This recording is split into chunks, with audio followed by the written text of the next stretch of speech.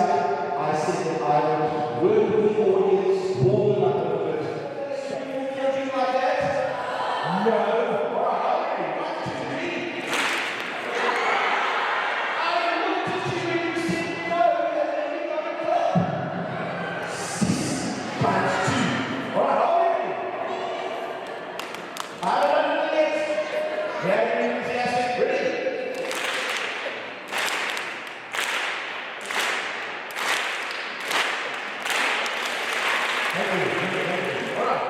You're not going to catch me out again. And did you see what happened? I conditioned you so that when I tried to catch you out the next time, all of a sudden you had a mathematical mind and you were watching what I was doing. Scale model of a Boeing 787 Dreamliner. And I'm going to give it to the person that can beat me at a game. Who likes playing games? All right, this game is very simple. It's called I'm gonna win, you're gonna lose, you're gonna cry. It's a very simple game. Let me show you how it works. I have got 10 fingers. Most of you have got 10 fingers as well. And I'm gonna challenge someone. Either they go first or I go first. And you are allowed to put down 1, 2, or 3 fingers at a time. Whoever gets left with the last finger loses. So let's do a practice round just to show you. I'm holding up 10. Say they put down 2. 1, 2. And now it's my turn. I put down 1. Then they say they want to put down 3. 1, 2, 3. And I say I'm going to put down 3. 1, 2, 3. And if it's your turn and you are left with the last finger, you lose. Who is going to be brave enough to challenge me? A little technique. If you want to beat the person, you've got to give them the stink eye. You've got to go like this. Can you do that? Let's see. All right, are you ready now? Show who's going first. She's going first. How many would you like to put down? 1, 2, 3. I'm going to put down 3 also. Oh, this is going to be an easy win. How many would you like to put down? 3. She said 2. I heard her say 2. What? Did she say 1? 3. There's a tree. There are no trees here. This is Joburg. What? 3. 1, 2. 1, 2.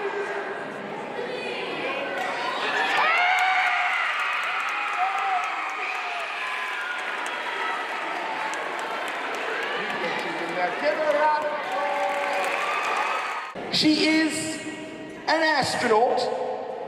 She is an author, which means she's written a book. She is an artist. Are there any artists in the audience? Very good. And she is also an aquanaut. And she is awesome. 5 A's. I think we should give NASA astronaut Nicole Stott a very warm Lanseria welcome.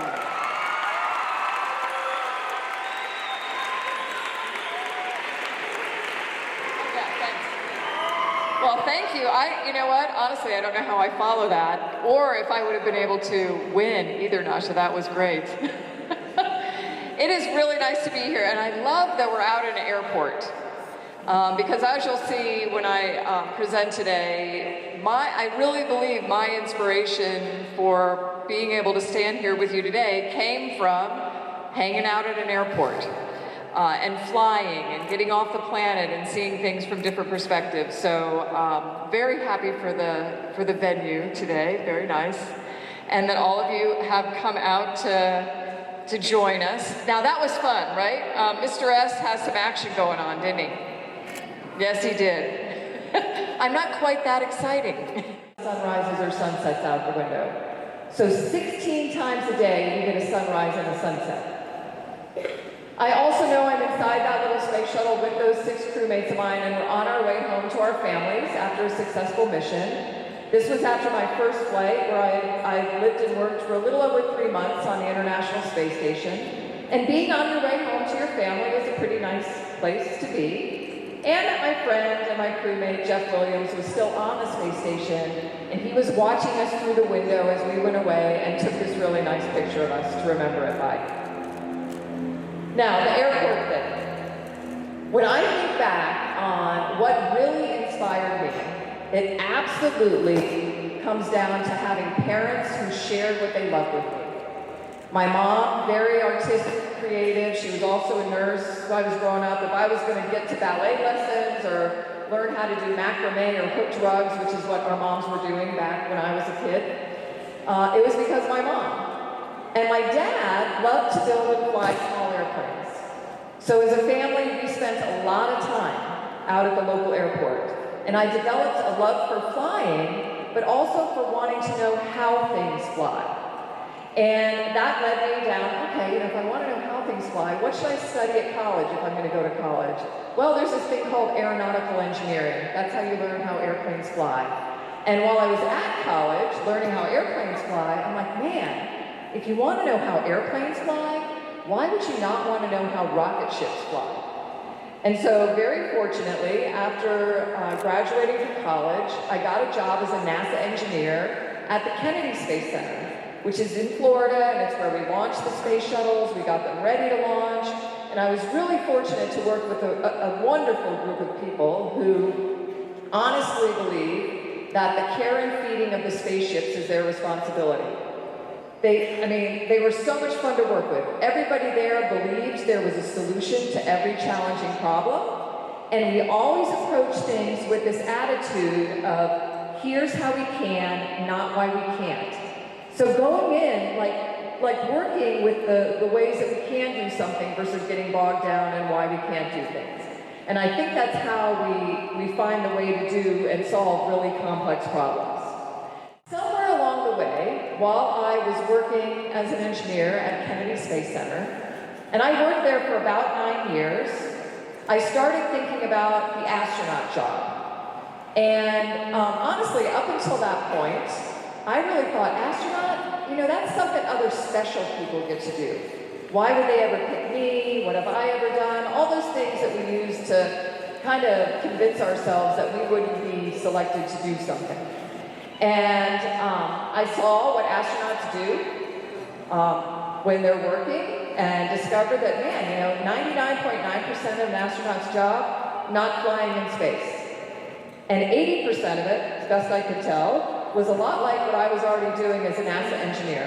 And that encouraged me to think even more about the possibility of it. But the key for me was reaching out to people that I considered to be my mentors, the people that I trusted to maybe know a little bit more about me than I did about myself. And they encouraged me to do just the one thing that I had control of in the whole process, which was to pick up the pen and fill out the application. And believe me, when I see them now, I thank them every time for doing that. Without that simple encouragement, I would not have even done it myself. So very thankful that I didn't end up saying no to myself before somebody else did. Now, the first time I applied, they said no to me. But they offered me a job flying on these really cool airplanes. The one in the bottom left corner, that's a modified corporate jet. And I don't think I see one in here. Maybe this would have been one. But modified in ways that you would never want a normal airplane to be modified. And this was an airplane that we used, it's called the shuttle training aircraft, and we used it to train astronauts how to land the space shuttle. And when you land the space shuttle, you come in really super steep, like 7 times as steep as you would in a normal airplane. And then at about 2,000 feet, we do this like pre-flare maneuver, which means you pull the nose up, and then you're really quickly touching down on the runway. And I loved doing this. But this airplane has like thrust reversers that deploy in flight, and the gear comes down, all so you can get that drag to come in really, really steep. And I did that job for about 2 years, and for somebody who loved flying and wanted to know how to fly, I didn't think it could get any better. And then 2 years later, I interviewed for the astronaut office again, and I was selected in what will seem like a really, really long time ago, back in the year 2000. And as part of the 18th group of NASA astronauts, and we were all really fortunate to be selected. Not one of us got to that place the same way, though. All of us somewhere along the line decided, hey, this astronaut thing sounds like it might be for me. But we all had different paths to it. And so this question I get a lot about, okay, how do I become an astronaut? And I think it applies to everything. And we all wish there was like a little checklist of here, if we do these 5 things, they'll pick me. Sadly, there's not that. There's basic criteria. But then outside of that is what I think this picture represents. Every one of the people in this picture studied something different. You know, there's oceanographer, geophysicists, biologists, engineers, pilots, medical doctors. But then even more importantly on top of that, every one of us had like different interests otherwise. Like there's really wonderful artists and musicians and chefs and I don't know, near professional water skiers and race car drivers, all of these interests that when you put them all together, it makes for a nice mix for a crew to go to space and one that can be successful, that you bring all these differences together. And you might notice we have these little antennae on. It might be kind of hard to see the screen, but we've got these little bug antennae on and some sunglasses. And that's because our nickname is the Bugs. And every astronaut class gets a nickname, and the class before you gets to name you, and they always try to be a little silly with the name, but we liked the name Bugs, because most bugs have wings, you might get to fly, and it's a lot better than names like maggots, or penguins, or sardines, something like that. We loved it. Now, when we trained to be astronauts, sadly we can't go to space to learn how to fly in space. So we do a lot of things down here on the ground, like flying in those little airplanes I showed you, getting in a swimming pool with our big suits on to learn how to do spacewalks, and a lot of our work is done in simulators, too. Really cool simulators that are kind of like big video games. Has anybody here played a video game? No, I didn't think so. I didn't think anybody would have played, because you're all just studying at school, right? Yeah. Anyway, as you'll see in this airport, simulators are huge. That skill of playing a video game actually is really useful. I know parents don't always want to hear that. But we are in these big kind of video games learning how to fly the robotic arm, the big white crane that's on the outside of the space station. We're in virtual reality labs learning how to do spacewalks. So all of these tools, even something that you guys have fun with, like a video game, we're having fun with it, learning how to fly in space. And one of the coolest things we get to do is something we call expeditionary training. So we want to get out of the classroom, we want to get out of the simulator, we want to get out into places where we can kind of simulate, I guess, in some way, but in a more real way, what it would be like to be in space. And the best one of those kinds of trainings we do is to go live underwater for a period of time. And I got to live underwater for 18 days with a crew of 6. We did that on, it's an undersea laboratory called Aquarius, and it's off the coast of Key Largo, Florida. It sits about 60 feet underwater, about the size of a school bus, which means it's about the size of one of the modules on the space station. And we lived there for 18 days. And if any of you scuba dive, you know that when you go diving, you can only be underwater for a certain period of time before you have to come back up to the surface so that your body doesn't get too much nitrogen in it, because nitrogen can be bad for you if you get a lot of it in you. But we go down, and we're down there for more than an hour. Once you're down there for more than an hour, you can't swim safely to the surface. So the point is, you're living in this habitat. It's a real extreme environment. And if something goes wrong at 60 feet underwater, you have to deal with it at 60 feet underwater with your crew, which is just like what you're going to have to do on a space station. You can't just hop in your spaceship anytime you want to come home. So these kinds of things teach us how to work like a crew, live in a place where there really is kind of life and death decisions that you have to make about how you're going to solve problems.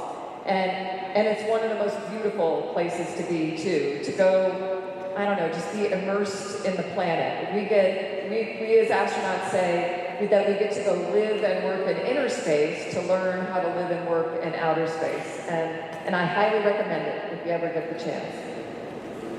Now, bringing kind of back. And again, there's airplanes in this picture because that had an influence on me. My husband and I wanted to make sure that our son felt like he was part of my crew when I flew to space. He was 7 when I flew the first time. How old are you guys? 8, 9, 7, see? How old are you guys? Yeah, that's probably how old I was, yeah. And so we really wanted our son, his name is Roman, to feel like he was part of the crew. Just like my parents and my husband's parents did, we wanted to share what we loved with him so he could figure out what he loves. So there's a picture of him when he was like even too tiny to sit in the back of me. We had him up on a pile of pillows in the back. You could barely see his little head sticking up above the back cockpit there to go on his first small airplane flight. And then I would bring him out whenever I could to the astronaut training that looks like astronaut training, when you're in the big suits doing something. And he really enjoyed that. He got to learn about what I was doing and also to meet all the people I was working with and that I would fly with.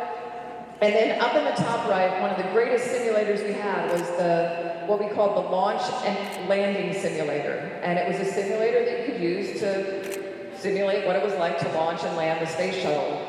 And we got to bring our families, and Roman had just successfully landed the space shuttle, so he's high-fiving my commander for my mission. Now, I flew on the space shuttle both times. Really awesome spaceship. I could talk all day about this picture, and I know you're probably saying it seems like you can talk all day about every picture, but amazing spaceship. Did everything well. Took cargo to space. We deployed things in space, we built things in space with the space shuttle. It brought us to space. We could live and work in space on it. Really amazing spacecraft. To launch on it, incredible ride. I mean, you know, that 7 million pounds of exploding rocket fuel underneath you, reality check on what it means to lift off of a launch pad. Just shaking like I never imagined I could shake. And then going from that and feeling like I weighed 4 times as much as I normally did to in 8.5 minutes from 0 to 17,500 miles an hour and going around our planet 16 times a day and to just floating and flying effortlessly. Really, really cool. The place I went both times was the International Space Station. Does everybody know about the International Space Station? Whoever knows about the International Space Station, yell yes really loud. Thank you. Masterpiece in space. Absolutely. You lay this thing down on the ground, it's as big as a football pitch. Weighs about 1 million pounds down here on Earth, but weighs nothing in space and has been falling around our planet 16 times a day for over 20 years now. Best example of living off the grid that you can find. We live in this place. It's like our mechanical life support system, right? We can't do any of the science in the laboratory unless we are creating an environment for how we should be living like crew down here on Spaceship Earth.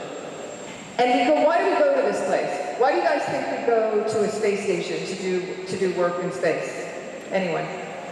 Experiments, yeah. There are experiments. So we go to this space station to do science and to learn all kinds of new things. And the reason going to space makes that interesting for the scientists is that we can take gravity out of the equation, which means we're floating, everything's floating, water floats. So you can look at things in a whole new way. And the scientists can learn stuff about things they thought they knew a lot about already in a whole new way. And that's what that environment does for us.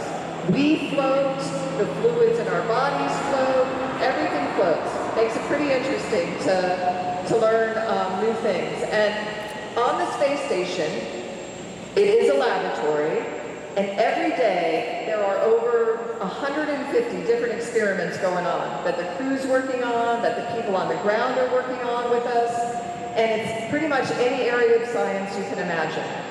Pretty cool to be there. I'm from Florida. I grew up in Florida. I wanted to see Florida from space. So this is a picture of Florida through the window.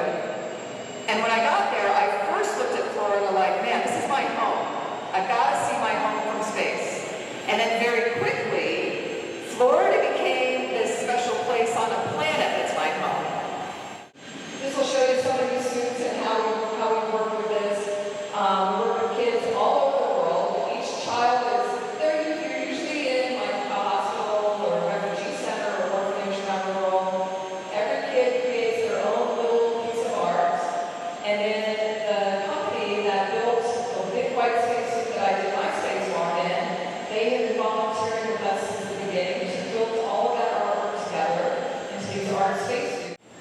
a chance to do a spacewalk, so this is getting ready to go out on, it was a 6.5-hour spacewalk. You have your own little personal spaceship that you go out in, it's pretty awesome. Coming out the hatch that first time, where it's just this planet below you, the blackness of space, you're just moving effortlessly to get out of the hatch there. You move pretty slowly, you don't want to get going too fast, because even though that doesn't weigh anything, it still has the mass. So if you get it going, you gotta be able to get it stopped. Crawl around the space station to get to where you're gonna do your work. And there I am out on the end of that big white arm. My feet are strapped in, I'm hanging onto a box that on Earth would weigh about 900 pounds, but I can just move anywhere out there. But when we look at going on to Mars, I think the idea is that that's an off-planet place to live eventually. Now Mars is not welcoming us, right? Neither is the Moon. One of the coolest things I saw while I was on the space station was floating in front of the window at night, when it was nighttime down on Earth, and I saw this streak of light go below me between my spaceship and the planet. And that was, as it turns out, was like a shooting star, a meteor, becoming a meteorite as it was re-entering the atmosphere of Earth. And I remember just being so shocked by that and wanting to know what it was, and then discovering what it was and being like, why didn't anybody tell me I would see something like that? Because we get so used, right? We get kind of programmed to thinking about looking up at space to see something like a shooting star. And here I was floating in a spaceship looking down towards Earth and seeing it. And it was really, really beautiful. How do you land? When you land in space, it happens. How do you land? So when I flew on the space shuttle, and if you remember, there was the thing that we really fly in looks kind of like an airplane, right? It had wings, and we would actually land on a runway back at the Kennedy Space Center. And so the way we would do that is that while we were in space, in the spaceship, we would decide we were coming home and be the right time to burn our engines and allow us to drop back into the atmosphere. And then we'd do all of these kind of cool S-turns because we had to slow down, right? We were going 17,500 miles an hour, and we had to slow down to about 200 miles an hour to land on this runway. And we only had one chance at landing because the space shuttle didn't have any engines on it. So we were kind of like a big glider just dropping back into the atmosphere, slowing down to be able to land on the runway. And so the space shuttle landed on a runway. There are spaceships now, like the SpaceX Dragon capsule, that lands kind of like the old Apollo capsules did, and it lands in the water. And then somebody comes out to get you out of the spaceship, out of the water. Oxygen because you're breathing out. Yeah. So like when I'm in the big spacesuit? Yes. Oh, great question. So, when you look at those big white spacesuits, right, they weigh like 300 pounds. It's really kind of funny. 150 kilograms, sorry. And thank you, Steve.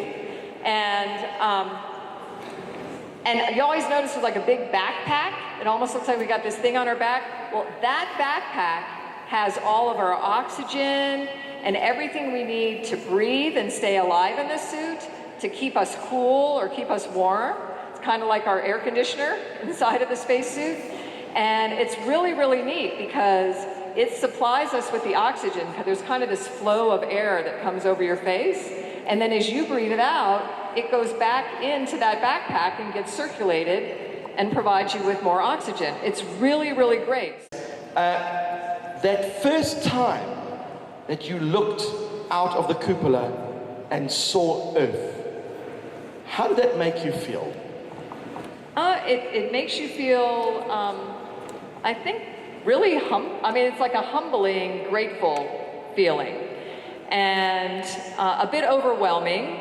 And the first time I looked out a window was out the window of the space shuttle on my first launch. And nothing prepares you for it. I think you have some sense from pictures and videos what it's going to be like. But I think nothing prepares you for just how overwhelmingly beautiful it is. And I remember, like I said, my son was 7 when I flew the first time. So I got on the phone with him because we could call down and talk to our families pretty easily, and trying to describe to him what Earth looked like from space. And all I remember telling him was like, okay, imagine the brightest light bulb you've ever seen, and you've splattered it with all the colors that you know Earth to be, and then you turn the light bulb on, but you've got to kind of turn away first, and then you turn it on and turn back, and your eyes have to adjust a little bit, just to like process the glow of the planet and all those colors. And it is set against the blackest, most crystal clear black you have ever seen. It is just, I get goosebumps thinking about it. And every time you look out the window, it is surprising to you in some way. It's like this little gift